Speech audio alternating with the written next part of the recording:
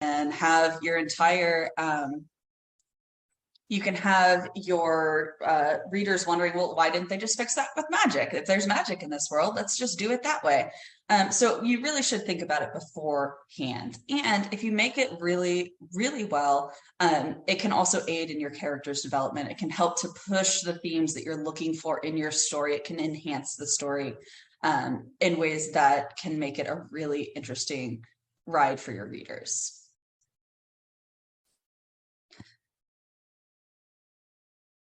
All right, so let's talk about what are magic systems, right? So what types of magic systems can you have? What's known really well is hard magic system. These are magic systems that have really specific rules. They have costs, they have limitations. Magic is an important and profound part of the world. It can be used to solve problems, and often your characters are the ones using it. If you're going to write a hard magic system, you need to have predictability, you need to have consistency, and you're going to have to explain those rules to your reader as well. And so when you're writing a hard magic system, be prepared that you're going to be spending a lot of space in your story expressing how it works to your readers. How you do that is up to you. Sometimes it ends up in a big info dump. More often than not, it is spread throughout. Maybe your character is learning how to use magic at the same time as the readers are learning about it. Thinking of hard systems, I think the quote is, at a certain point, science is indistinguishable from magic. And so this is, like where you get to someone making sci-fi and doing things that are totally not the physics that we know right now. And that's a hard magic system. It absolutely is. In some sci-fi, it is a hard magic system. In some sci-fi, it's actually a soft magic system. And it depends on really how much you get into it. This is why I consider sci-fi, it's important to treat your technology as if it's a magic system, because it is. I mean, if you sufficiently understood magic is science. So if we don't understand it, that means it's a magic system and you're going to have to put some effort into how it works. Soft magic systems, there's not really specific rules. It's more mysterious. And the best way to use soft magic is to not really have it driving plot points or characters, because it's going to just be there. It's all vibes. It's just, the elves run the coffee shops, and we have, the horses have wings on the carriages. It's included for ambiance, and it's not something that should be relied on in your story, because readers can't really get to know the system in a way that could make it predictable. It can, my rule of thumb for soft magic is it should not be allowed to solve problems, but it definitely can create them. Having magic that causes problems, but it not be something that can really be used to get out of it, is a great story motivator. And of course, somewhere in the middle, you also have hybrid magic. Some aspects might be really well defined, others are going to be more vague. And it can depend on how you want it to impact your world. It can be really important in some aspects, and it can be really unimportant in others. But most authors end up somewhere in the middle between soft magic and hard magic for a number of reasons, but largely because hard magic can be really dry. Like if you go really into the hard magic, it can be very dry. I know that's Anna, that's your problem with Brandon Sanderson, right?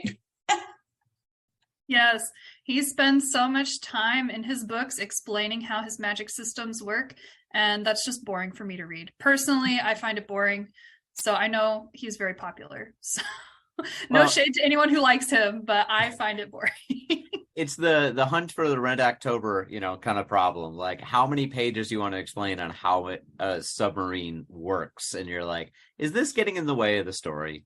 Yeah, exactly. Oh, geez. Broke lots of stuff on my thing. Okay, so I've got some examples over here. For hard magic, I chose the Animorphs, a beloved sci-fi middle grade fiction.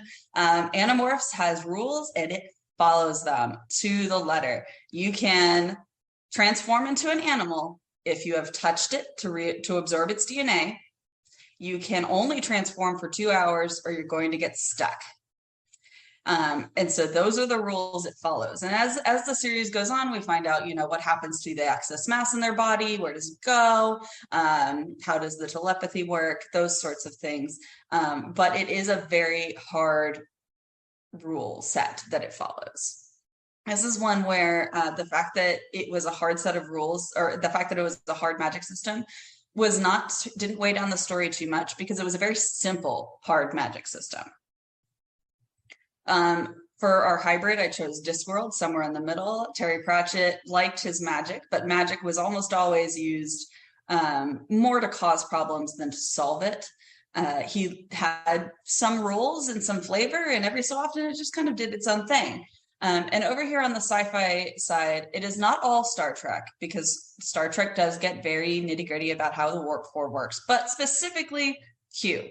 Q in Star Trek is a seemingly omnipotent creature who is able to transform, make things move around, throw people halfway across the galaxy. He can do anything as far as we know. There might be rules to Q, but we don't know what they are. It's a very soft magic system. Let's see, I'm going to check the chat real quick. Nope, nothing new. Okay. All right, so then we have our spectrum of magic. What types of magic can we talk about? The magic falls into more or less these categories. There are in-betweens and different stuff, but for the most part, this is going to be it. The first is the most familiar. This is our spellcasting magic. This is what you think of with high fantasy wizards, and which is spellcasting magic. You use incantations, you have potions, you create magical objects. Magic might involve an innate ability, but it often needs training in order to use it. Obvious examples being Harry Potter, Lord of the Rings, but less obvious examples being Full Metal Alchemist. Full Metal Alchemist is actually a good example of a hard magic system as well. You can transform things. You have to have equal exchange. You have specific symbols that are involved, and it's a spell casting system. Yeah, Anna? I might disagree on Lord of the Rings necessarily, because I feel like Tolkien is very soft on the magic in Lord of the Rings, and like there are beings that have innate magical abilities and whatnot. And yeah, I mean, the wizards, cast spells and have incantations, but I feel like it's a little bit, there's also like magic in the world aside from that. So like the main magic system of the world is more softer, innate magic that is just exists, versus the wizards are different. But yeah. So I guess that would be a soft disagree, because there is some spellcasting magic, but that's not all that's there. I will defer to your expertise on this. You do read the Lord of the Rings trilogy every year. I don't. If I can throw this out there, and I love that you had hybrid earlier on, so it's not hard and fast between what is hard and soft magic. But my Lord of the Rings is one that is soft. Totally, because if you go looking for rules, you're going to be grasping at straws, but it feels hard. It feels like there are, limitations and things like that. They're just never explained when you go looking for them. I've got my one last example in here, which is Naruto. I love using Naruto as this. So you have ninjutsu, you have specific hand signs that work. You have, I don't think they really have to say anything, but they always shout what they're doing anyway. But there's specific ways that the magic is cast, and it is a spellcasting nature. All right, then there's elemental magic. Okay. Elemental magic, manipulation of standard elements, air, fire, water, earth, and sometimes you add in spirit, light, dark to those. People, maybe they can only use one. That's a very common trope. But sometimes you have it where it's combined in certain ways, right? Where if you can work with fire and you can work with earth, you can create, metals and manipulate them in that way.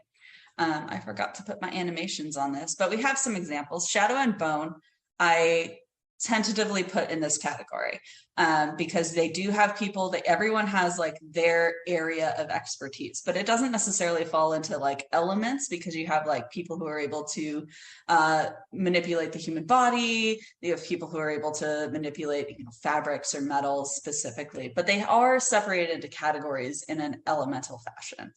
The most obvious example of this is Avatar: The Last Airbender. A show that I love, and it has a really good magic system. It's another one where the rules are very simple, but it allows for a lot of depth. And sometimes the rules change, which is a really great evolution of the magic that you can watch happening. And lastly is Wheel of Time. I don't know a lot about Wheel of Time, but when I was looking online for more information about these things, everyone's like, oh yeah, Wheel of Time. That's an obvious example of it. I'm like, okay, well, hopefully one of you guys can recognize that, or I might go and explore it later. Broken. Okay. Superpower magic. So Sean and I were talking earlier about X-Men and how X-Men is totally magic, and it's 100% true. Superpowers are a type of magic system, but we do tend to associate them with the sci-fi because technically I think superpowers fall under sci-fi category. It's a weird superheroes fall under a sci-fi category. It's a weird situation. You don't ever see him in the past. Like there should be a superhero in the 14th century novel that should exist. Have you brought it up, so this is on you, but there is a Marvel, I want to say Marvel 1619, that is fantastic. It's Marvel characters set in the past, but superpowers aren't just for superheroes. The idea of superpower magic is that each person has an individualized magic of their own. The powers are seemingly infinite and can be extremely specific, as well as like a little more broad and overpowered. People might have the same powers, but they usually have like their own flavor of it. Rather than just being the same powers the way we see in elemental magic. Best example is X-Men. X-Men, everyone has the mutants all have their own mutation. It can be very different. Specific things like charging things with kinetic energy, having bones that, bone claws, or you can have infinite variety when it comes to what your powers might be. More Than Human by Theodore Sturgeon. You have a group of teenagers with different powers traveling across the country. For Anna, we have Ursula K. Le Guin powers. I saw this, and this cover is a travesty. I am so upset that this is the cover for this book because I have never heard of this book. Actually, it looks so bad. It looks like what the first your first book cover like you're trying to make yourself. And this is for Ursula K. Le Guin. I can't believe that this actually went forward, but it is what it is. But anyway, supposedly it's a series. It's got some followers. And then Octavia Butler with Wild Seed. So yeah, consider superpowers. Superpowers are a fun way to work, and it doesn't have to be with superheroes. Looking at the chat, just a moment. Berserk, Anna, which category? Superpowers? Yeah, and specifically like medieval times.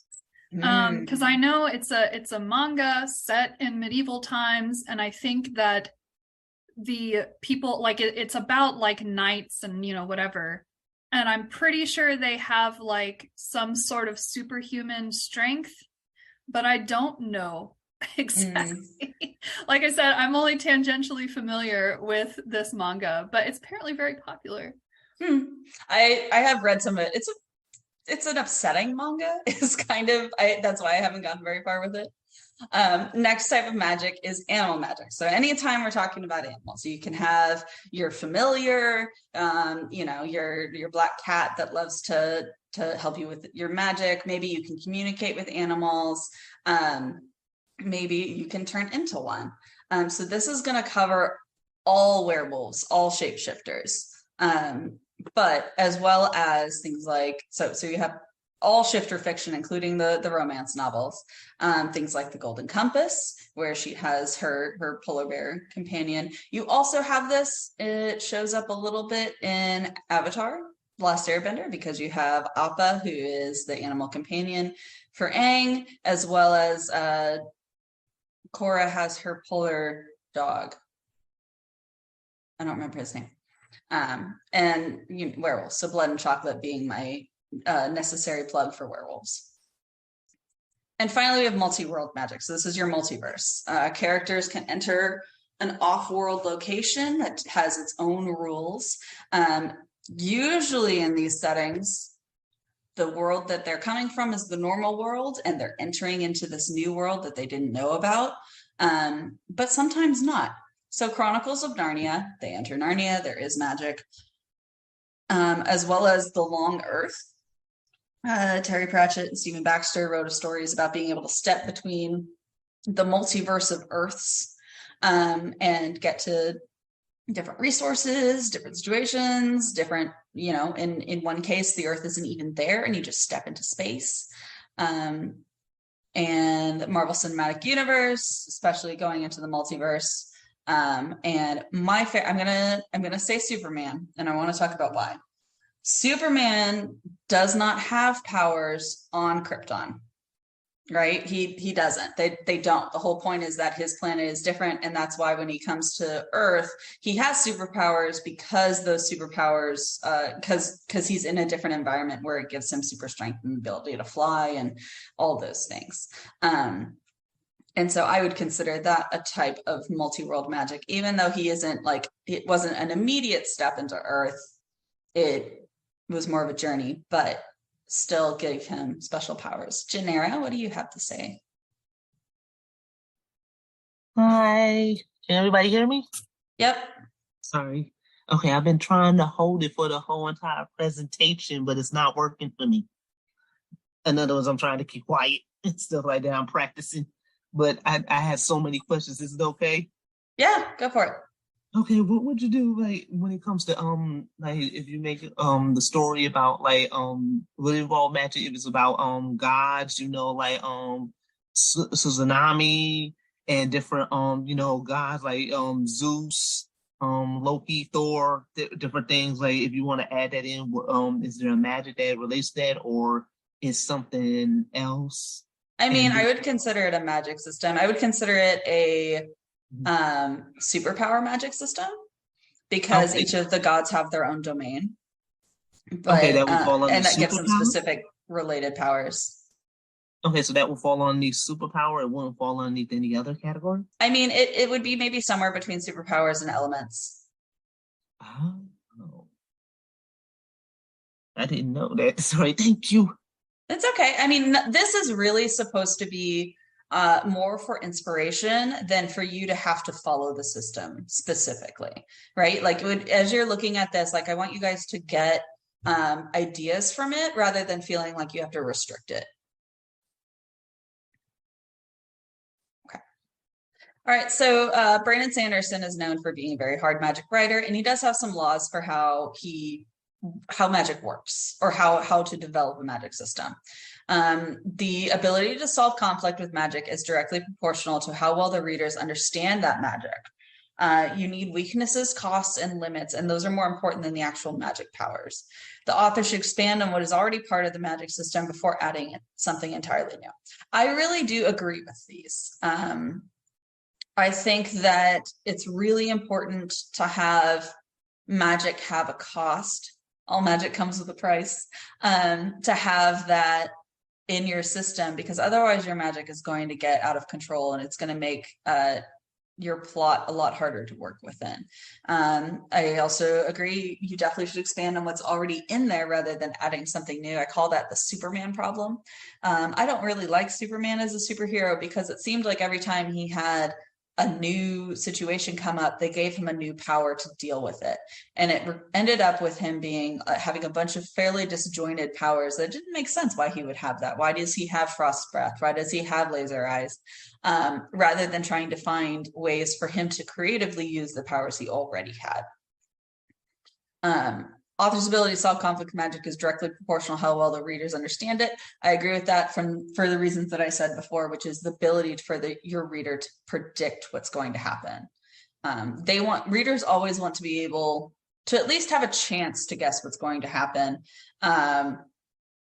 in your story moving forward. Anna, you said something in the chat. Sanderson means material costs, not actual plot related costs, which are more interesting. Yeah, the costs are never related to like how it affects the character or how it affects the world. Like this is a consequence. It's more of like I have to actually use a material object in order to create magic. And interesting. I just, if we're gonna have costs involved, I would rather them be consequences than material costs, personally. Russell? Yeah, hi. I'm writing my first book that involves magic, primarily Wiccan magic. Mm-hmm. And it leads me to a bigger question. That is, why are we fascinated with magic at all? I mean, it's been something that we, as a society, as a human race, has been, basically looking into for years. And I just wonder whether there is something real there, as opposed to some of the things that, for instance, Wiccans do that are they're like kind of on the edge of being real or not real. And so I just wonder about why we're fascinated by this and what that means to the human race. That's it. I mean, that's a larger question, but I personally think that humans are fascinated with being able to do things that are beyond our control. We have very obvious things that we can influence our environment with, but some things are just simply out of reach. Well, does that mean that we have these powers, but we just haven't learned how to use them? Like you talked about earlier about learning magic as you go. Is that where we are with this? Can't speak to the existence of magic. I don't know. Okay, good enough. Thank you. All right. So let's actually try this out. Let's develop a magic system. I've got a series of questions here that you should be asking yourself as a way to generate ideas for your magic system. And I'm going to walk you guys through these, and we're going to talk a little bit about a system that I'm developing for a story I'm writing called Stars Defied. Okay, so first of all, what can magic do? There's almost infinite things that are possibilities for magic. If you're looking for specific ideas, I recommend looking up I think Wikipedia has a source that is a list of superpowers, and that's a good resource for being able to come up with ideas that maybe you didn't have before. So some basic ones: telepathy, telekinesis. Can they create things from nothing? Can they heal people? Can they predict the future? Can they raise the dead? Can they kill someone with magic? In Aladdin, Genie has 3 rules of what he can't do. He can do anything else, but he's not allowed to kill anyone, make anyone fall in love, or bring anyone back from the dead. In my story, it's important plot-wise that magic be able to do a few things. One, it needs to allow people to change their visible form. They need to be able to look like someone else, or look like a different creature. It needs to allow people to appear in places where they aren't. So you can cast some sort of visual representation of yourself somewhere that's far away. And it also needs to enable people to eavesdrop. So I have 3 very specific things that I want to happen in my book, and I need magic to do those. I can create a more general magic system around it, but those things at least need to happen.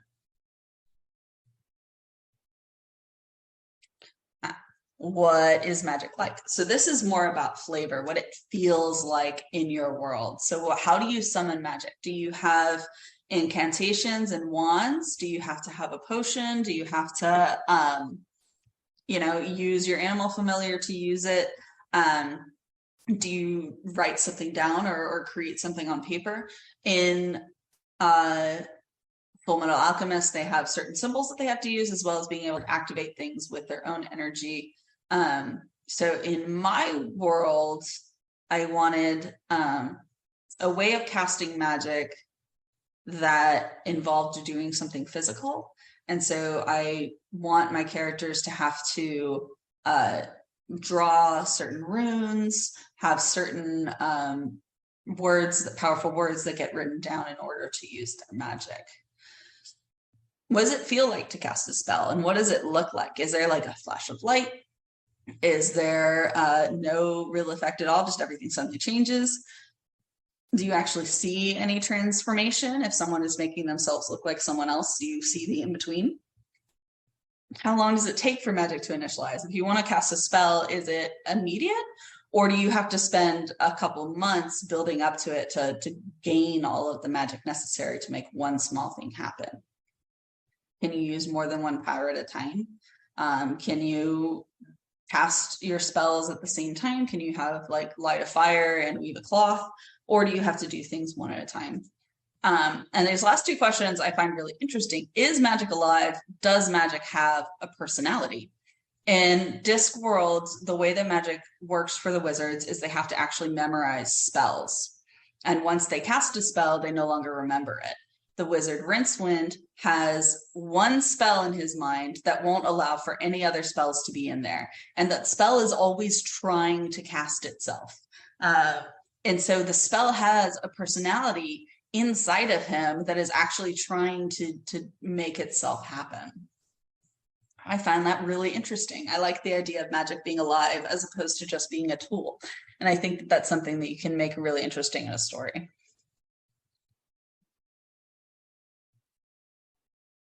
Where does the magic come from? In certain systems, and I'm thinking of Aragorn, maybe, magic involves a certain amount of your personal internal energy. So if you cast a spell that requires more energy than you as a person have, you might actually die because it's drawing its energy from you. It comes from inside yourself. Internal magic implies that there's some sort of innate ability in your spellcasters, whereas external magic, if magic is in the air around them and they're simply using it, then that sort of magic could maybe be learned. And that's going to affect how your story works as well. If it is external, what happens when you use the magic that's in the room around you? Can you potentially use up all the magic? Is it like oxygen, where you could like theoretically just like siphon it all out and not have any more magic? In a world like that, do we treat magic like a fossil fuel where we're like, okay, well, we need alternative magic sources because we're not going to have any more of this magic source after a while? And then the last option is that it's effortless, that you just don't think about this. Magic just happens. It doesn't hurt the person. It doesn't hurt the environment. It doesn't do anything. It just is. Personally, I find that a little boring, but if you need to have magic and you don't want to like think too hard about consequences, that is a magic style that is extremely popular.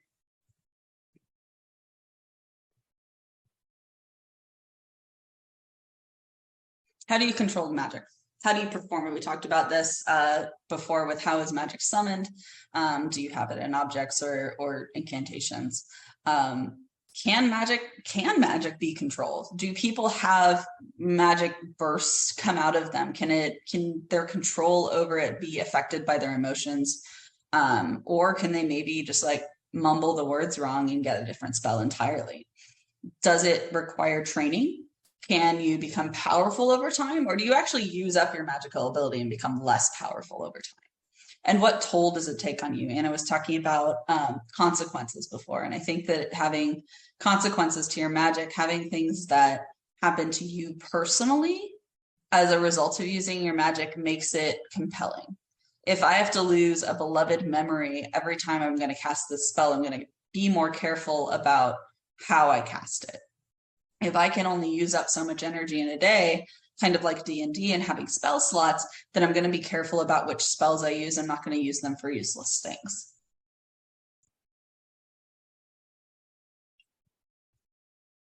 What are the limitations? What can't magic do? What are the things that like it, no matter how bad the problem is, it really, it's not something that magic can help. Can you really not bring people back from the dead?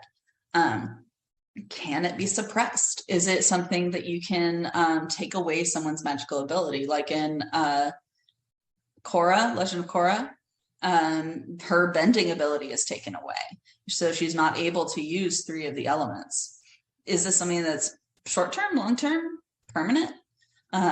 Does magic grow and change? Not just the person using it, but like, does magic itself change? And how would a non-magic user defeat a magic user? I think that's a really important question, because it's important that it be possible. And that's the best way to showcase the limitations. If someone was trying to defeat a magic user, how could they go about it in a way that the magic user cannot circumvent?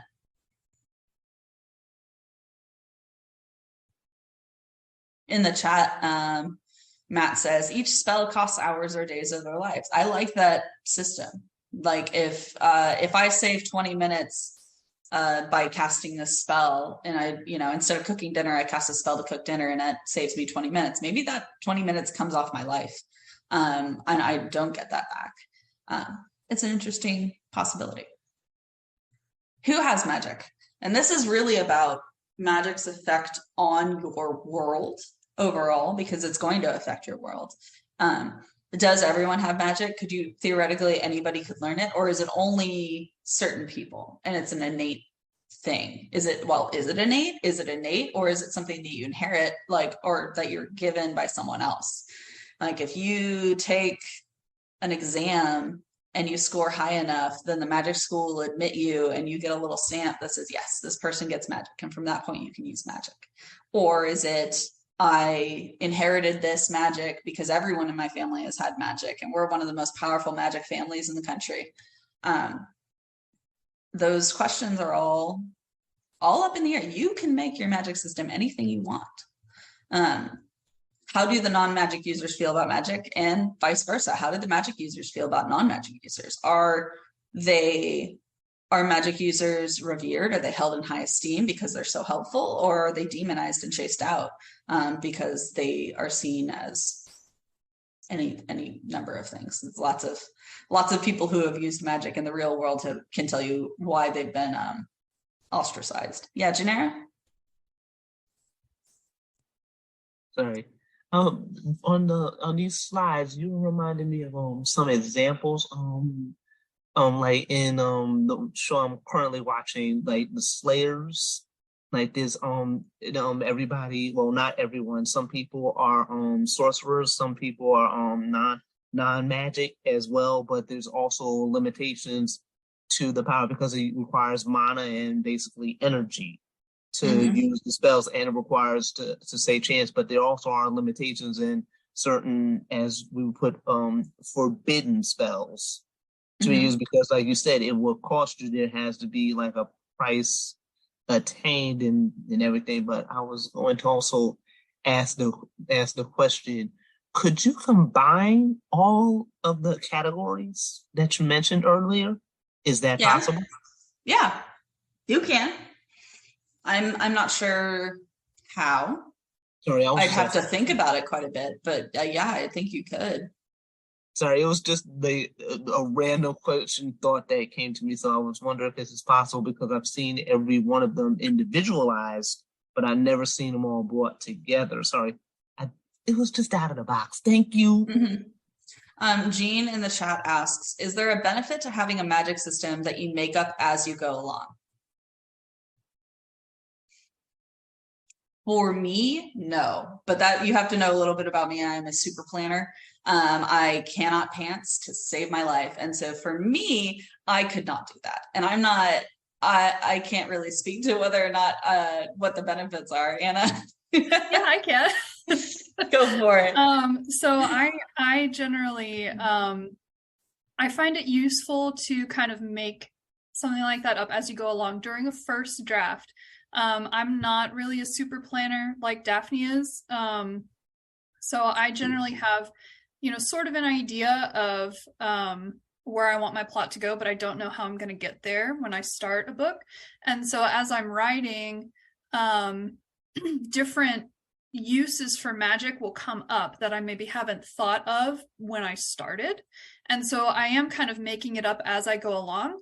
But then in later drafts, I always find it more useful to kind of revise so that the magic system ends up having some sort of internal logic, even if the rules are soft. So like my magic can do, waves of force out from the magic user that can, move objects or, whatever. But then in one scene, I have it hurting people. And that kind of breaks the logic that has been established in my other thing, because I was just kind of making it up as I go along. So then I have to decide, do I want that to be part of the magic throughout the book? In which case, anyone around the magic user would be in danger if they decided to use magic in every scene. Or do I want to take that out and just keep the wave of force that can move inanimate objects? So, I would suggest always revising to make sure there's some sort of internal logic there, even if you don't spend a lot of time in the book explaining what the rules of your magic are. I think that's a good point. I mean, with a lot of first drafts, it's you telling yourself the story. And so using it as a way in a first draft, using magic as kind of not a fixer, but like flavor. As you're writing your story and your plot requires things, it can give you ideas for what your magic would be useful for.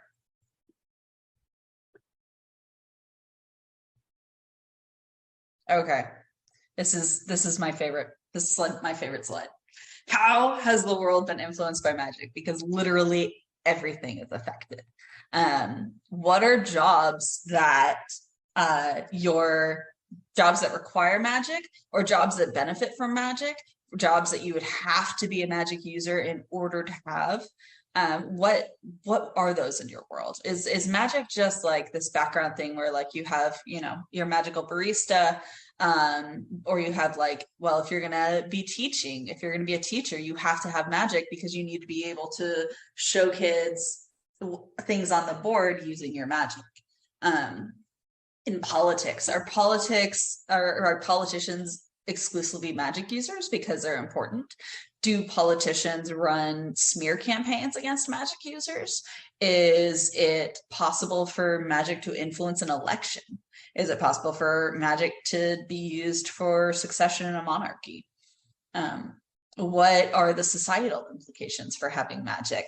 Do you have rich people who bring in magical animals for parties so that they can show off? Or is your home made entirely out of magical pear wood or something like that? I'm looking in the chat. Love in the chat. You guys have there's some good ideas floating around in here. You guys should make sure to write them down before you lose them. The IRS for magicians. I love it. I love the magic accountant. Okay. Warfare. If you can cast a fireball, what does that mean for warfare? What if you have one society that has magic? What if you have one society that doesn't? And what happens when they go to war? That's something that I also explore in my book, because I have my society is hoarding all of the magic. And so they're the only ones that have it, and they use it to fuel their army. And the other armies all don't have magic and have to think things through differently. So what are the implications of having magic users in an army? How does it influence architecture? If you can have levitating spells, why do you still have to follow the normal building codes, or can you have a floor that goes out over empty space because you don't have to have anything supporting it? How does it affect art? Do you have magical performance art? Do you have magical art that shimmers and changes colors? In Harry Potter, they have the pictures that move and talk, and that affects how the world works. And so in the chat, let's see, Matthew Shields, you can't trust the elemental magic using heathen. Vote for me. I'm honest and hardworking. This is a plot device in the Legend of Korra, where you have people who cannot use magic, can't use the bending powers, starting to rise up and be like, hey, I don't want to be a second-class citizen. And then they turn it hateful and like, those people should be second-class citizens. And it's an interesting dynamic between how It's something they don't explore in the first series of Avatar that they explore in the second that gets really interesting. How does magic affect food and drink? Are certain magical things poisonous? Are certain things capable of healing you? Is there a Willy Wonka, the chewing gum that has the whole meal in it, right? And it ends up blueberry pie. Is that possible? What magical animals exist? Not just animals that have magic. I mean, there's also the traditional like unicorns and griffins and dragons, but maybe make up your own animals that can use magic. How does magic influence education? Do you have specific education for magic users? If everyone can use magic, is there like magic home ec that everyone has to attend in school so that they can use magic? How does it affect fashion? Can you have a dress that's literally on fire but doesn't burn you? How does it affect child rearing? If you're capable of, putting a silencing spell on your infant, that would make some of the harder years of parenting a lot better. Are there holidays that revolve around magic, or how do the holidays change because you have magic? How do you celebrate things when you can make a bunny appear out of a hat for real? How does it affect agriculture? If you can make food appear on your table, there's no need for farmers. If you can just appear it, and in which case you wouldn't have to have farms. And how does that change things? If you can teleport places, what does that mean for travel? We don't have airports, airplanes, trains because everyone just teleports everywhere. You don't even like have staircases because you can teleport between the levels of your buildings. And finally, science and technology. Even if you are writing fantasy, and it's just like, the medieval world with fantasy, and you're not writing sci-fi, you still have to think about technology. If you can levitate objects to move them, and that's easy, then do you ever even invent the wheel? Do you get carts? Do you get do you get indoor plumbing if you can just magic the gross stuff away? Do you, what would that mean for society if at the time of hunter-gatherer, very basic civilization, if we could use magic, would we even be where we are now? Or would society look completely different? Does anyone have any other ideas of what I tried to be pretty exhaustive here, but are there any other things that I'm not thinking of that the world has been influenced by magic? How it could change things?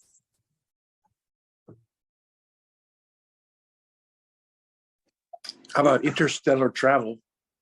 Yeah, the magic of the warp core in Star Trek is always interesting. Hyperspace in Star Wars, same idea. Interstellar travel. Oh, religion. I always forget about religion.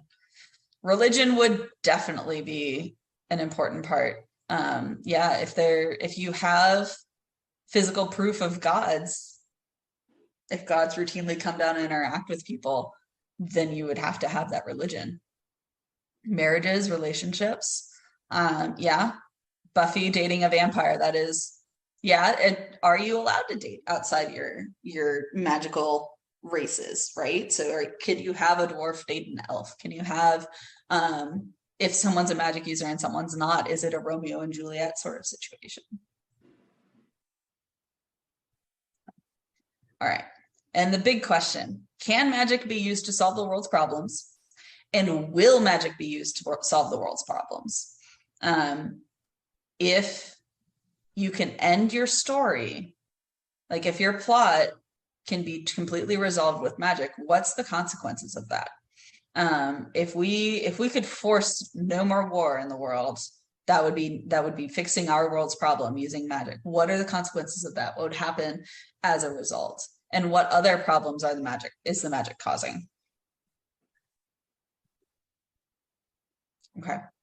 So hopefully that helps you guys in your development of your own magic systems.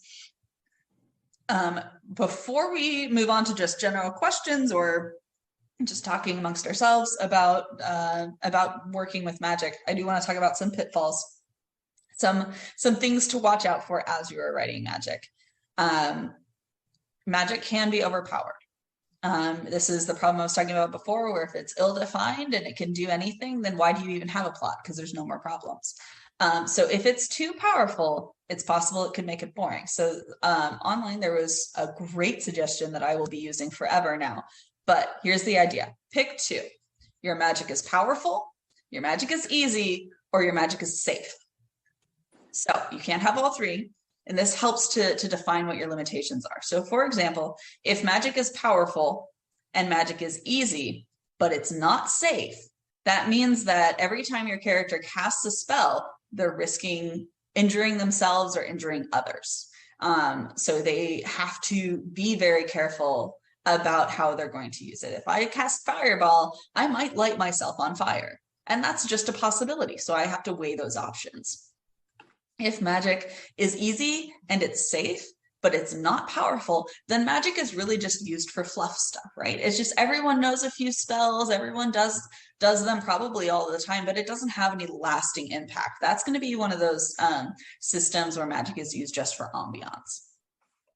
If magic is powerful and magic is safe, then it's not going to be easy. And that means that it's going to take a very long time to learn it. So you're only going to end up with very few people who can use magic, and they're going to be pretty old. You're not going to be having teenagers learning or teenagers being able to do anything significant.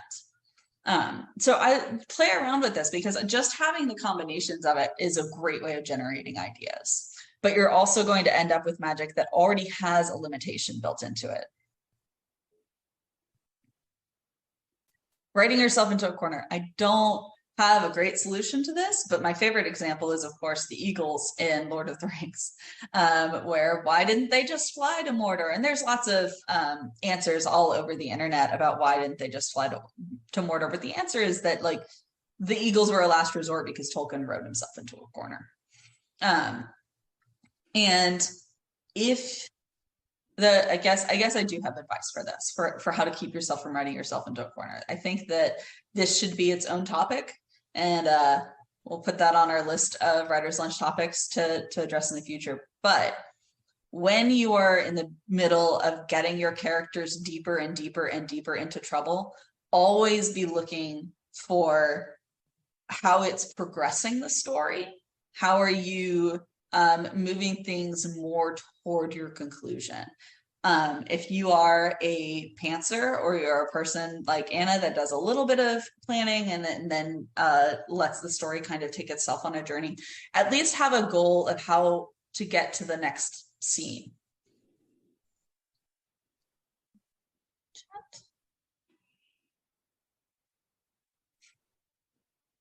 Tolkien fans. Okay, and my final warning, and it is not saying that you cannot do this, I am just saying you should be careful while doing this, is if you're writing about existing magical traditions. There are many all over the world. It's worth looking into them. They're incredibly fascinating to look at.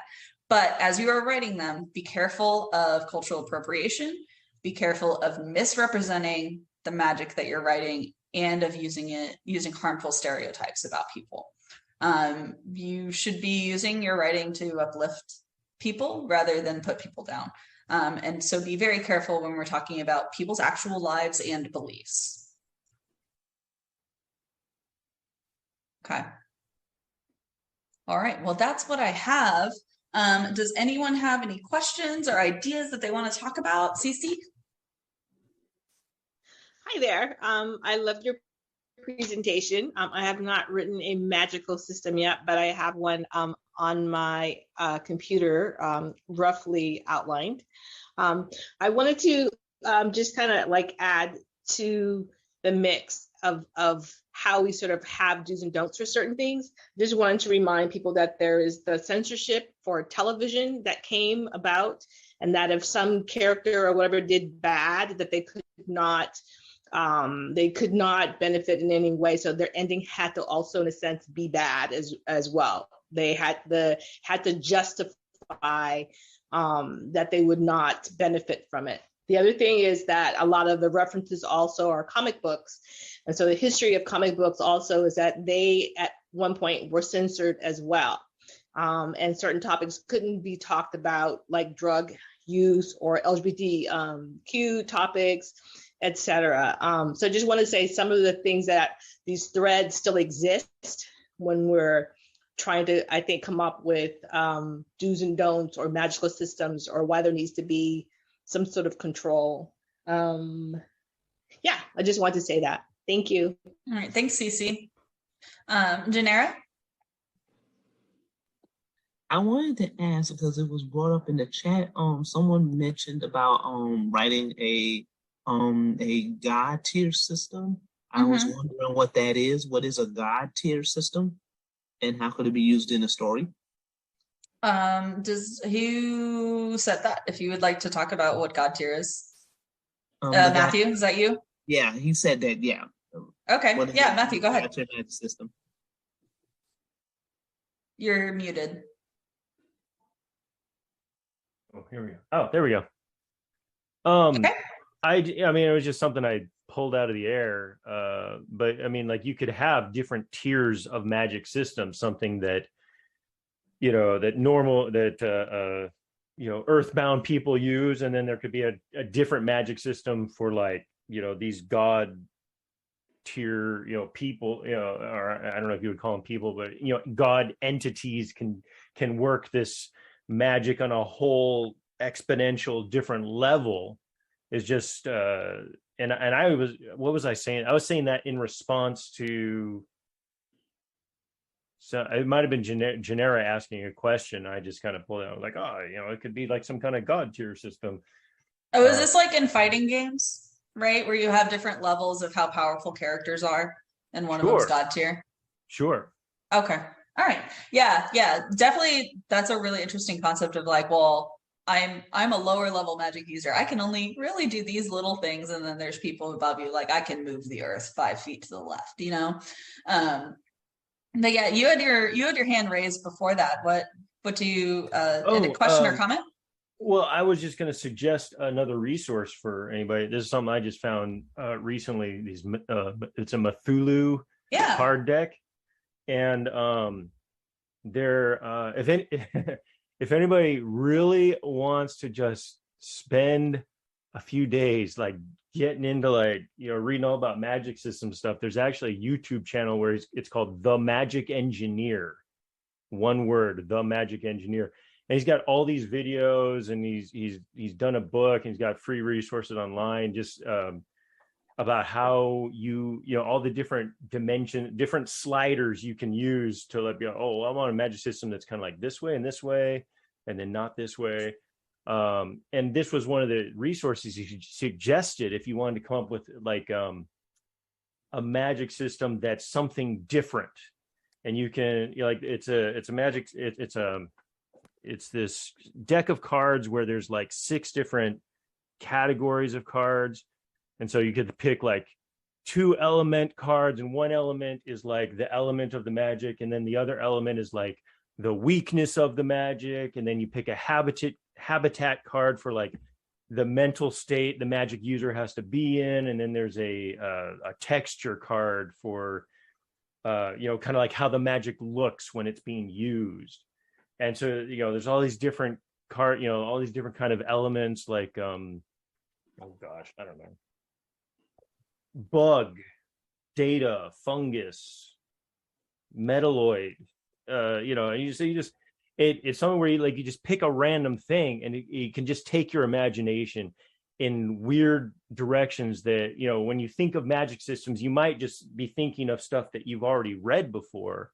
But this can kind of take you in down some different paths, and be like, oh wait, yeah, what if it could work this way? You know, it's just a resource I found that some of you might enjoy. Yeah, we if you guys want to know more about the Cthulhu cards, we actually did a writer's lunch on them.